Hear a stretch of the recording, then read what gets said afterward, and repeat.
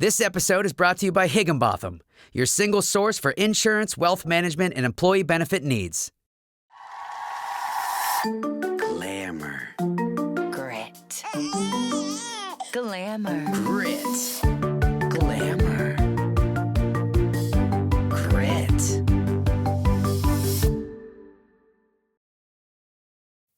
Good morning. Hello, everybody. Hello. We are coming to you live from Las Vegas, Viva Nevada. Las Vegas.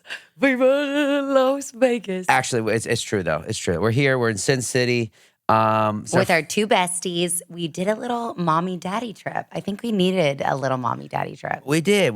But this is our first time taking the podcast on the road, so there was... Well, I packed, I think, everything under the sun except the freaking camera. What is it called? Like the lens to actually film it. So we are doing it on an iPad. We're very rogue, very... see if I could take a selfie real quick so we can see this whole setup. Yeah. 1, 2, 3. Cheese. cute. Just to show you how we had to rig this thing. We've got an iPad up there filming. We've got our shotgun mics plugged into our MacBook. So hopefully this is coming to you guys clear and we did our jobs right. And hopefully you won't even notice the difference. I mean, I think they'll definitely notice a difference, but this isn't going to be the norm, guys. I promise. We just needed some time together. How do you feel about couples trips? You know what? This is a great question because I have, over the years, I've had this fantasy because we never do them. Ever. I always have this fantasy of like, man, going on vacations with your best friends. That sounds like the most fun thing in the world. Men, going on vacations with your bed. And I said, man, like. Oh, I thought like you and a expression. bunch of men. No, not a men's trip, although those are fantastic too. Just the Men. idea of like, wow, we have reached friends in That level of friendship. that level of friendship with another couple to where we would just want to spend a vacation with them. Because selfishly, if I go on vacation and my children aren't involved, which is very rare these days, it's like I want that time with my wife. Exactly. So if you're going to add another parent, they better be good. Yeah, you have reached that level of friendship. So anyway, I think this is actually my first couples trip ever. Actually, I think it's mine too. Just with one. Nope, not true. We've done stuff with We've like done a, cousins and stuff. No, we did a RV trip with another couple. Oh, that is true. That it was a cross-country disaster. Disaster. However, But my best friend stayed. It was just the person she was with did not stay. But see, there you go. Another example of like not surviving a trip. Like I think when you do a trip with someone, you know as a couple, it's either going to last or not last. well, anyway, this is important because this means we love this couple a lot. And it's been very, very fun because like us, they are just easygoing. You know, we're very like-minded. Like-minded folks. We're very fun. We like to have a good time. Actually, what I was asking you though, my parents never left us kids when we were little. If they were going to go on a vacation, it was going to be with us. My dad would do business trips. Oh my gosh, my mom never would have done that. I know. So it is weird. I feel like our generation is the first to really leave their kids. Yeah, and all of our friends do it. Like they Everybody. find time to go on. It'd be kind of weird if you don't. Now I feel like it would just be, and I think it shows your children that you put your relationship as a major priority, which is good. It is interesting, though, that you brought that up because you're right. Our parents' generation would never even My have mother would thought never. to go on vacation without their kids. And my mom never did. She made sure we were there no matter where we went. And if she needed help, she brought help for us. But she was hands-on the entire time. Yeah. Now, she must look at us and be like, wow, you guys are just always Some doing things. without selfish your-" motherfuckers. But that is just this generation. Like, every parent I know our age does the same thing. And I think it's very important. Well, and I think with social media too, we are getting so, what's the word? Like exacerbated with things. Is that the word? Exacerbated? Yeah, with so much stuff all the time that we do need that escape every now and then to just like reconnect. And when our parents were our age, they didn't have FaceTime, they didn't have Skype, they didn't have Zoom, they didn't have all these things. That's very so it's true. like we're there. We're getting videos all day long of our kids. We're Zooming in the mornings. We're Zooming at night. We're Which is making this. Zoom, zoom, zoom. Let me hear. And they zoom, love it. zoom. They love hearing about where we're going, what we're doing. And they get gifts when they come back. So they really love it. So to be fair, because of technology, technological advancements, we are able to do this while still staying face-to-face with our kids almost. Yeah, it's really lucky. So it's okay. We're grateful It's great. for it. All the young parents need to make time for themselves. We're doing it with our friends this trip for the first time in a long time, and this has been fantastic. And we've been gambling, and we've been losing. But a lot's been going on back at home. I mean, Wait, should we tell them about what we went and saw last night? yes, bring it up. It's an incredible show. So I asked everybody on Instagram, I was like, what is the show to see in Vegas? And everybody said, I never pronounce it right. Absinthe. Absinthe. I don't know. Are you kidding or are you serious? Is it not absinthe? Yes. Oh, absinthe. Absinthe. It's this show that combines comedy acts with the most insane Circus du Soleil. Circuits du Soleil type acts. It's like every best act from America's Got Talent in one show. So you get like 5 to 10 minutes of each of these top tier, and people from all over the world are in this show. And it seems like it's almost in a dive bar, but you're in a circus tent. You're in a circus tent. But you walk in and it looks like a dive bar. There's stuff everywhere. It's insanely cool. If you get the chance, I know it was in Manhattan for a while because when I was living back there, I remember seeing it. I never got to go. I think they're celebrating their 13th year. But it's very adult. This is not a family show. Oh gosh, please don't take your kids. The humor is so raunchy and crude, and it's right up my alley. And everybody's just getting drunk and having fun, and then watching the most amazing acrobatic performers you've ever seen in your entire life. So, highly recommend Absinthe. It's in Vegas at Caesar's Palace. So freaking funny. Go see it. It's brilliant. And it sounds so silly. I feel like I've seen Circus du Soleil so much that it's amazing, but I feel like I've seen it. So it was nice seeing something like super different. Oh, this is nothing like Circus du Soleil. This is an adult. Is it Circus du Soleil? You're how many times are we going to say it? We're going to laugh our butts off and have a good time. Go see it if you have the chance. Eric, can we talk about the other love of my life that is being made into a biop? Chris Farley? Y'all, Chris Farley and Josh Gad is directing, and I'm in love with. This is my plea letter. Y'all, nobody's activated. What's the word? Oh my God, y'all. And I really haven't even drank this trip. Nobody has loved Chris Farley more than me. Nobody. I have loved him my whole life. If I am not in this movie, I will be devastated. Josh Gad, who y'all might know him as Olaf in Frozen. I know him as Spelling Bee in Book of Mormon. The most brilliant actor is directing it. And then our guy from the movie about the bomb at the music festival. Do we know his name? No, you brought this topic up. You should have your facts straight. He is so talented, y'all. If you don't know this actor, it's a movie about. He was one of the leads in Blackbird, that series on Apple TV God. with Egerton, the guy who played. His name is actually Paul Walter Hauser. Yes, he is going to be literally alongside Taron Egerton. Taron's not in it. No, Blackbird. But he was in Blackbird. Sorry. If you haven't seen Blackbird, see Blackbird. Oh my gosh, it's so good. We just told the couple we were with. But y'all, I have to be in this movie. I love him. This is an exciting day in the Nelson household. Because she's always loved him. And this is a big deal. I hope Chris Farley, do it right, though. I mean, he needs to be so effing funny.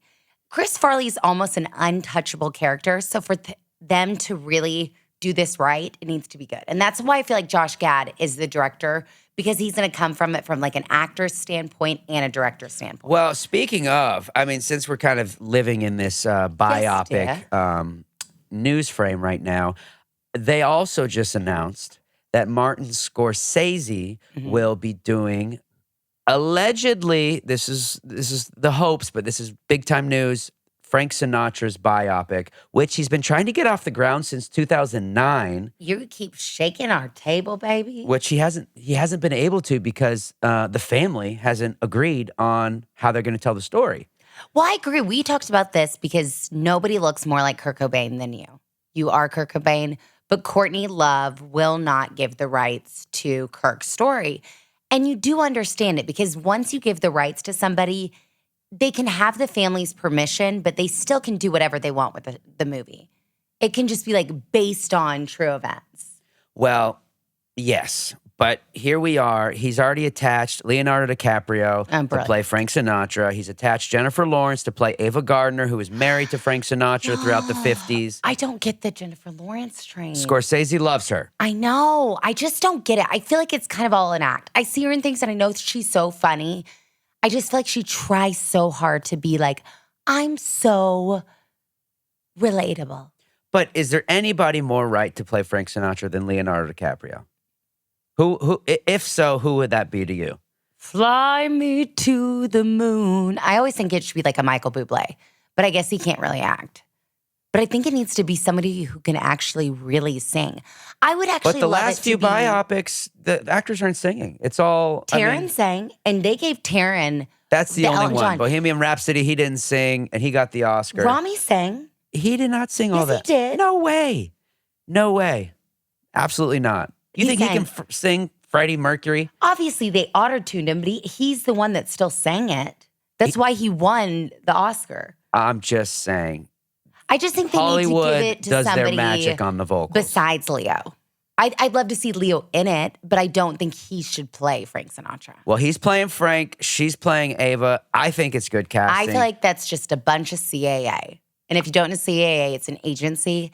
I feel like they just tie the same people up to the exact. I just would love to see a chance at something different and fun. And well, what will be a different mistake character. is if Martin Scorsese makes this another 18-hour movie like he did Killers of the Flower Moon, which could have been wrapped up in an hour and a half. It was so long. It was so boring. I love the theme. I love the concept.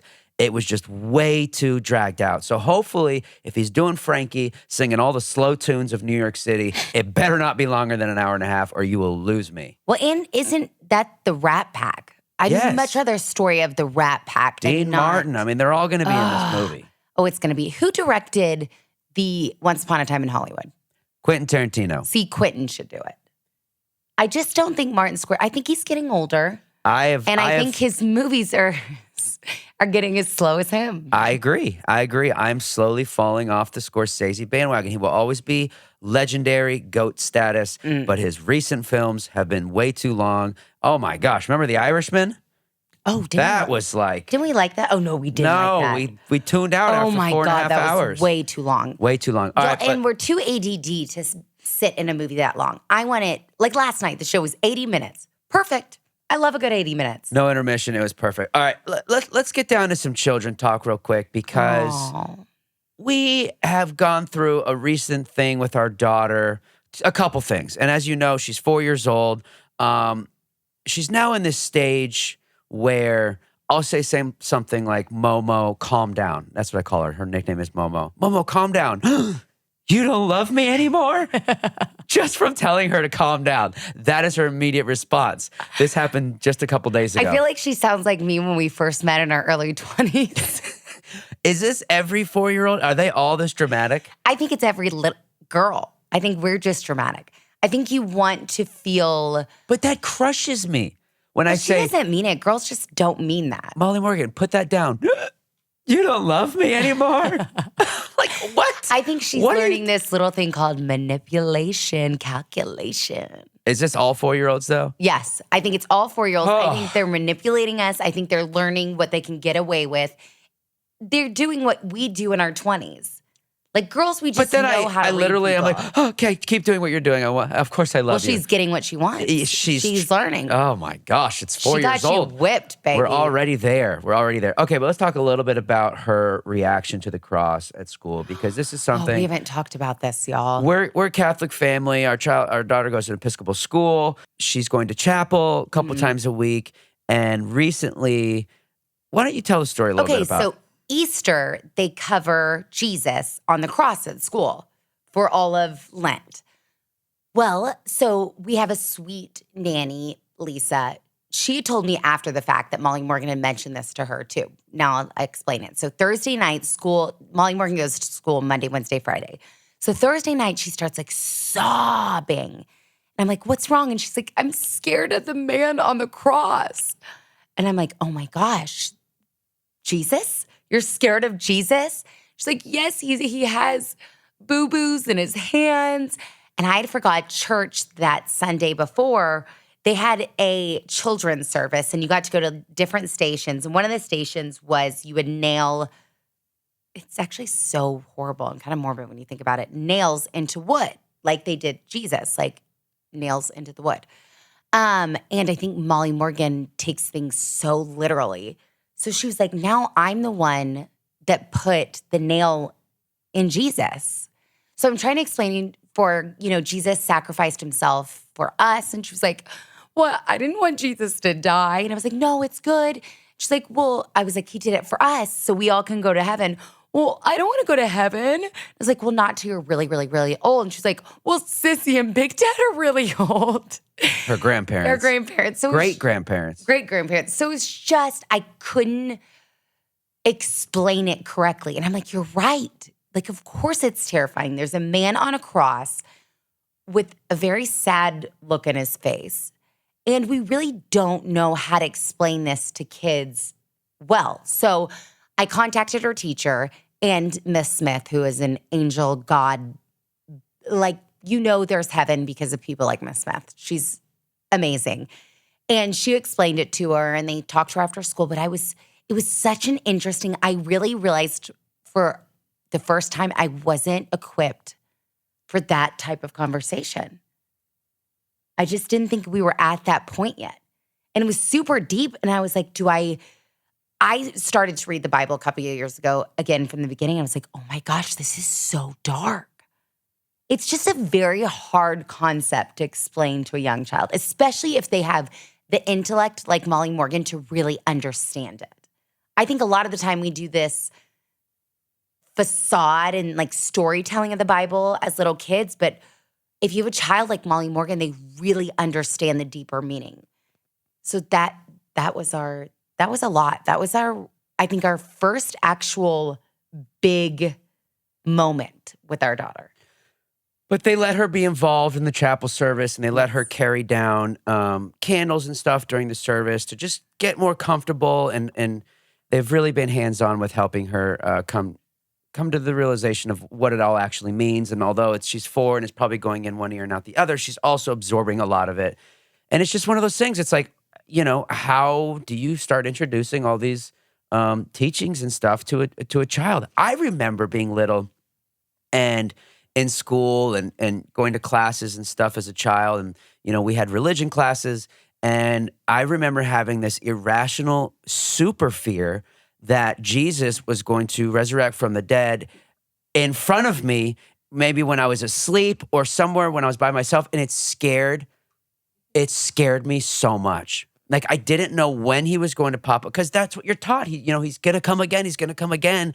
So as a kid, I always had this really deep-rooted fear that... Was a kid, you could see it almost like the boogeyman in a sense. Yes, where it's like, it was just is God scary. going to be sitting at the end of your bed? I know he and was just like staring at you? Yes, I knew he was good. I knew he meant positivity. I knew he meant love. But like, what if he popped up when I was coming out of the shower and I'm by myself at 6 years old? Like, it just was one of those things that the thought of it scared me to death. And it took until I got older to even like get over that. But it's so interesting how religion can affect kids in different ways. I still have and it's not fear because I'm a Christian woman and I know I'm going to go to heaven, but when like the raptors come, or what is that called? It's not apocalypse, but when like we're all wiped off. What about it? That is my biggest fear. Even though I know God's supposedly like Revelations. Yes, like that is so scary to me because I'm like, are we going to know, or are we just all going to like disappear? Yeah, it's a lot to think about. But we try to just keep our daughter on keep trucking on the positivity of it all, and the deeper meaning, which is you do good unto others, and good things will happen to you, and just kind of. But I feel like we really have hit a point now where we need to do our maybe books and knowledge of really understanding how to speak to our child with these terms. Yes. Yeah. We have to start getting specific. I remember my neighbor said to me, Bethany, she said, you are in the physically hard stage of parenting, and I'm in the mentally hard because she had teenagers. I was like, that is exactly it. I'm probably more physically exhausted, but she is mentally exhausted, thinking every time that her 2 children go off on a car, something could happen. Like, it's just such a mentally tasking stage in life. Yeah. No, it's interesting. And we're just trying to figure it out day to day. I just wanted to talk about something really quick because What's that? think it was the last time we were talking, just the 2 of us. Remember we were talking about that disease that turns you into zombies, or the drug that turns you into like zombies and you eat people? Yes. Eric, 2 hunters become first Americans to die from zombie deer disease after eating infected venison. Dun, dun, dun.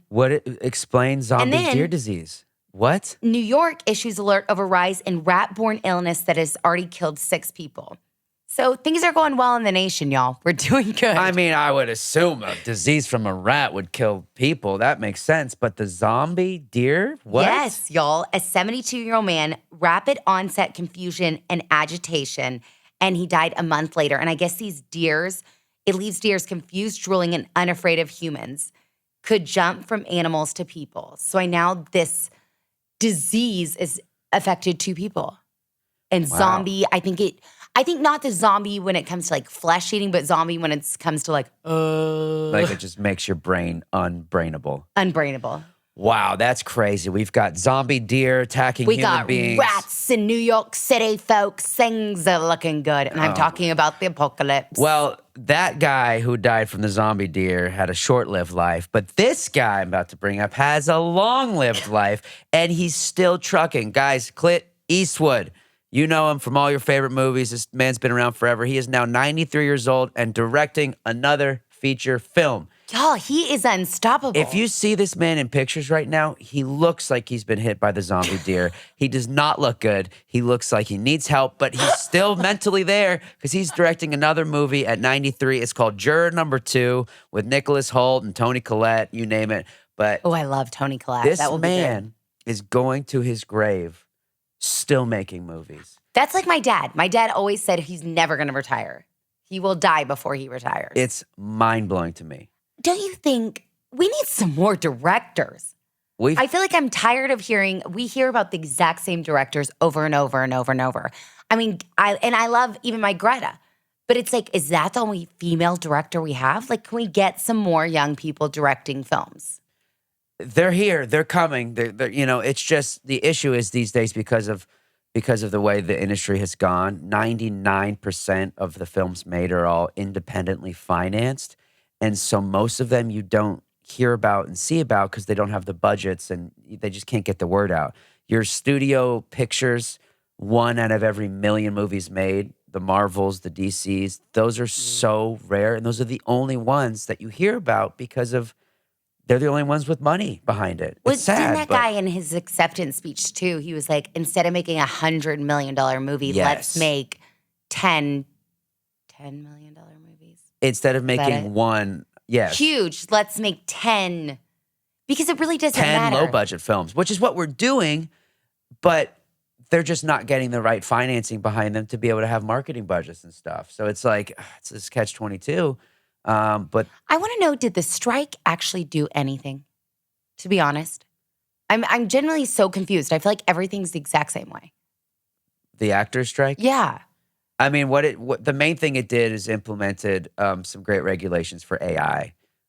Financially for us, it didn't really do much, but the AI is a big deal. So that was cool. It only lasts for 3 years, though, so we'll see what happens. Yeah, and I was about to say, people were, was it 2 months? It People was were off over the it was strike? over 100 days. So, It's a lot of days for not a lot of yeah, movement. Jesus. Yeah, I we can't di- even imagine. We didn't get the deal we wanted, and people kind of caved in. But that's what you got to do because people are starving and need to work. It's tough. It's tough. But anyway, what's not tough, and you know me and my women's sports these days, I'm all in. I am a big advocate. Things are changing. Things are being mixed up, and I love it. We had the WNBA draft this past week. And let With me tell Caitlin you, Clark? with Caitlin Clark coming in first place, of course, but this draft had a history record-breaking number of viewership, 2.5 million views watched the WNBA draft. Finally. Last year, it was 500,000 views.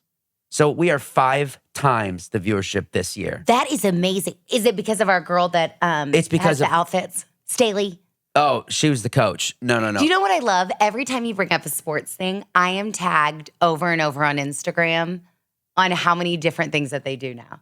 Like, I feel like I'm becoming quite the sport. Well, it's girl. It's the era of women's sports, let me tell you that. So WNBA draft was absolutely incredible. Of course, my girl Caitlin Clark came in first place. But what's sad is number 1 draft, she's pulling in all these, and it's not just her. Like the top 10 draft picks of WNBA are all superstars and have been all over the media. They're changing the game. But Caitlin Clark, number 1 draft pick, superstar, sensation, lifting up the viewership in every The Glamour Grit and Caitlin Clark. anything to do with WNBA. And guess how much she's making a year? How much? $76,000. That is That's like just median. put it into perspective. Last year, the men's rookie of the year made over $12 million a year. She's getting $76,000. Y'all, pardon my language. This is a bunch of bullshit. I don't get it now, but they're getting such great viewership now. That's now the thing. The low numbers are based on old viewerships because they've always been low. But now that they're record-breaking highs, they need to be implementing some higher But wait, contracts what here. makes me nervous, though, is Caitlin, isn't she going to leave? Isn't she going to go play that man's? She gets to do them both. Oh, okay, that's It's not going to conflict. Because I feel like she needs to represent stand her ground with the WBA. Is it called the WBA? WNBA. WNBA. Yes. But, it's when you're putting it into perspective, people know more about Caitlin Clark, and she's made a bigger splash on basketball than Victor Wembanyama, who last year was the rookie and is making over $12.2 million a year. She's getting $76,000. It's a drop in the bucket. But then Nike comes along and gives her an endorsement Thank God, Nike. for over 8 figures.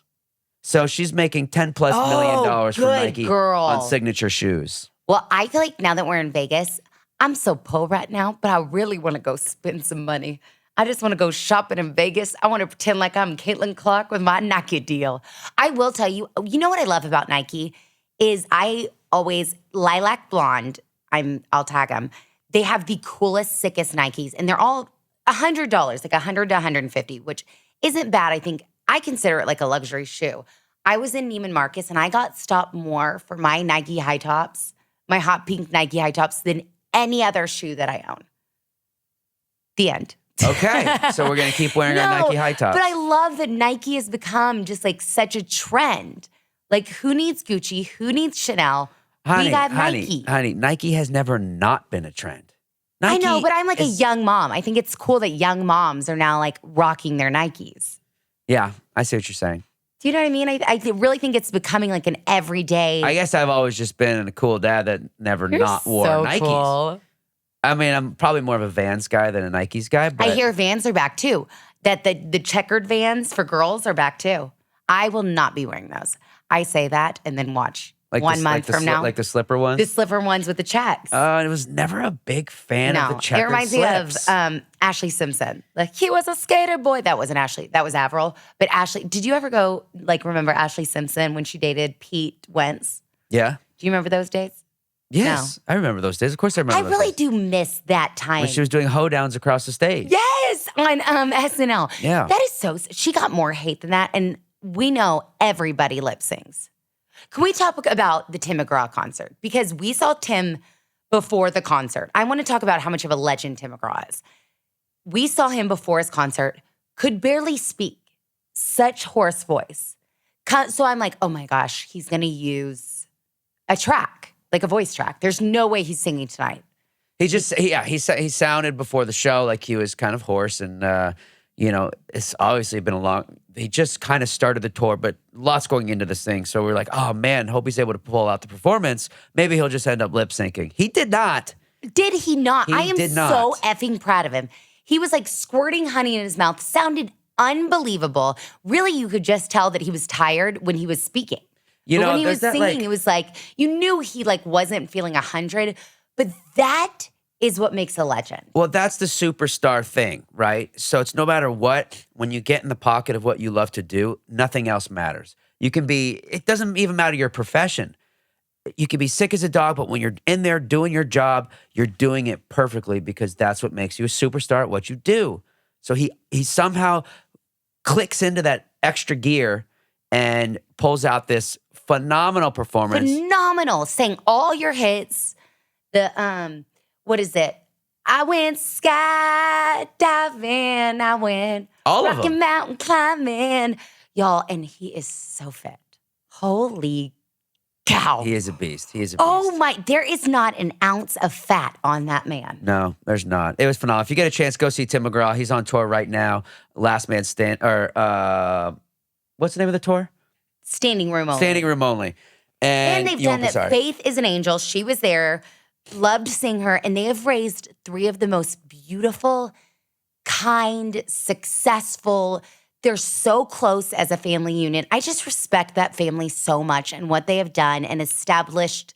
Like, they come first. Their little family is what comes first. And I feel like success around them follows because they've established this beautiful home base. Yeah, no, it's incredible. It's inspiring. In other news, I got one more sports thing here for you guys. This was such a big week in sports. It's insane. We had the Masters. at Augusta National. Scotty Scheffler takes home the win. Is that where Charlie is going to the actual Masters? My brother is Charlie. Yeah, he's going to go golf there. He leaves on Sunday.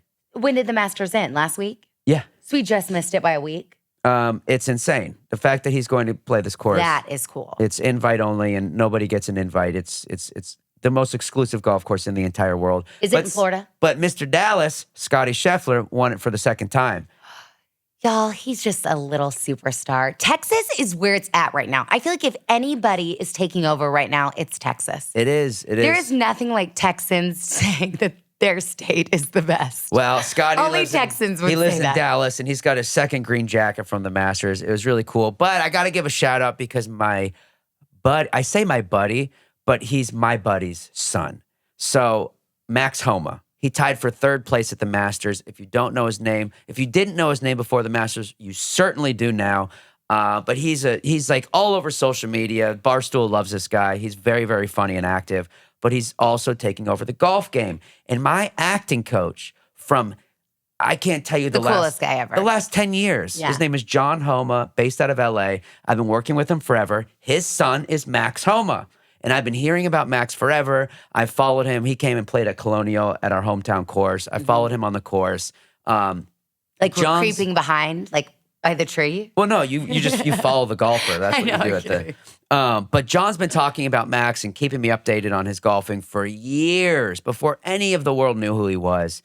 So it's so cool for me now to see that it's come full circle for this man, and he's making millions of dollars, and he's doing what he loves to do. And his dad is my favorite person, and he's like the most special, his amazing dad coached human. Brie Larson for her performance in Room that she won the Oscar for. What happened to Brie Larson? She's here. She's just doing Marvel now? Yeah, she's marveling it up. That's when you know what a badass. Wins an Oscar and she's like, I did it. Everyone knows I'm like the queen of acting, so I'm just going to make gajillions of dollars being in Marvel. And she does like truck commercials now too. She's with some car company. She does the commercials. What a life. You know? Kind of an interesting trek. Yeah, no, she's done it all, and she's been doing it for so long. She was in 13 going on 30. You remember that? She was She was one of the little girls. The 6 chicks. Yeah, and I think my girlfriend, Ashley Benson, I think was too. Yes. And Ashley Benson just had a baby. My friend Brittany Curran was as well. Crazy. Oh, I love Brittany Curran. She's an amazing, I think she's done every like top Lifetime movie ever. Yes, but the one about the teenagers being pregnant, if anybody remembers that. It was a big pregnancy pact. That's what it was called. Oh my God. Oh, Max Eric was in that. My buddy Max. Max Eric is not just only your buddy Max. He is, if everybody remembers, Demi Lovato's ex-fiance. That was a COVID relationship. Ex-fiance. But yes, happy for Max Homa. This is all fantastic. Baby, I can't believe we did our first remote. It's going to get better and better, y'all. But we didn't want y'all to skip an episode because I feel like that would be a horrible podcast of us if we skipped a day just because we were in Vegas. So we did this old school style, didn't we? We did. I look white as snow in this. I look like a ghost. But I will say this has been fun. I'm glad that we were able to pull this off in Vegas. And I'm glad that we had a trip in Vegas together. whoa, What the is- light just went out on us. Oh, no. That's when you know it was like, you're done. We don't need you here. I'll share some of my little light with you. Oh, there we go. There we go. Yo, these little pocket lights, by the way, they look like this. You can get them on Amazon. These are the best little we go. shotgun lights ever if you need them. This is when you know that you are like so tan and I'm so not, because I'm literally reflecting off the light and you look beyond. Well, You're so handsome. it's that natural glow. What can I say? Well, thank you guys for being so patient. We can't wait. Maybe we'll do like another little secret episode coming up. But we have a great guest on Monday. Tune in. Great guest. Oh, I yeah. know. It's like a really, really, An really good emotional guest. episode, too. Oh, we cried the Yeah. whole time. Yeah. This person might be my soulmate. One of Yeah, my soulmates. I have a lot of soulmates. We strip back some layers and we get to some raw emotion very quickly. It's gonna be a good one. It's gonna be a very good one. So make sure you tune in. And thanks for being here today. We had a great week in sports and film and all the exciting things. And in Vegas. I'm about to go spend some of your money, Daddy. Now I got to go back to. I just got the text as we were doing this for my dates to go back to Mexico City. Stop. Oh, yeah. Well, it's been fun. We'll probably be doing this you'll be over Zoom and I'll be in studio. Probably. Possibly. Oh, good. You might be in Florida. Stop. Anyway. Well, that's okay. That's the way the cookie crumbles, y'all. You just got to go with the flow. Remember the bass fish that be like, don't worry, be happy. Oh my gosh, Don't yes. worry, I do. be happy. I know how much y'all love my singing on this show. But that was it, y'all. Happy Friday. Happy Friday. Enjoy the weekend. We'll see you on Monday. Bye.